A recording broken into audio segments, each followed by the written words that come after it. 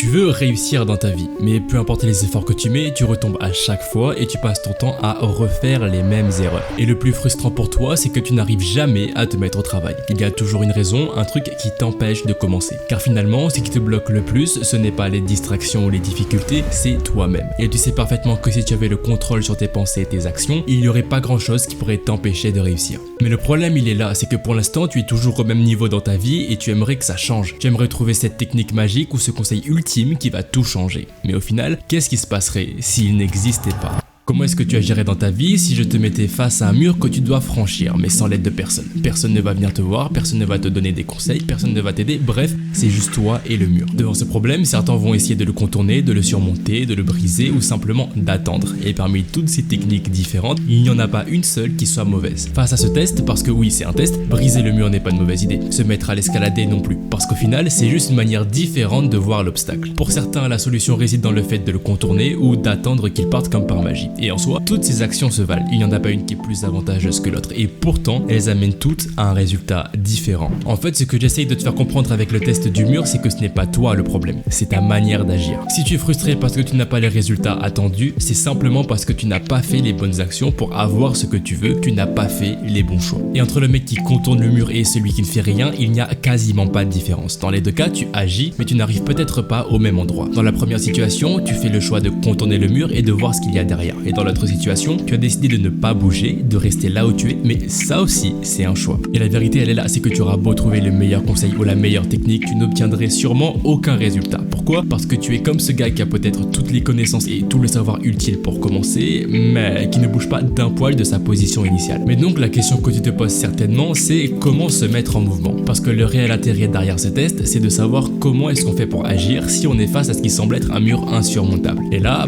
je t'ai déjà donné la réponse juste en te disant ça, car le meilleur moyen pour commencer à bouger, c'est d'avoir une raison de bouger. Si rester là où tu es est un choix plus utile et plus intéressant, il n'y a aucune raison de vouloir surmonter le mur, ne rien faire est alors le choix le plus rationnel pour ton cerveau. Et c'est pour ça que scroller sur son tel est plus facile, ça ne te demande aucune réflexion, aucune prise de décision difficile, bref, tu restes dans ta zone de confort. Se mettre en mouvement et vouloir passer le mur, c'est parfois devoir faire face à ses peurs. Et pour les surmonter, la seule chose que tu peux faire, c'est d'avoir du courage. Le courage de se relever, de se battre et de croire en ses capacités. Mais pour devenir courageux, il faut avoir une raison de l'être. C'est pour ça que tu ne pourras pas espérer bouger si tu n'as pas de raison de le faire. Alors si aujourd'hui tu as l'impression que tu n'avances pas, que tu n'arrives pas à te mettre au boulot, c'est sûrement que tu n'as pas de raison de le faire ou que tu ne l'as pas encore trouvé. Donc continue à chercher des activités qui te font plaisir, dans lesquelles tu vois un réel intérêt pour que tu puisses réussir à partir de maintenant.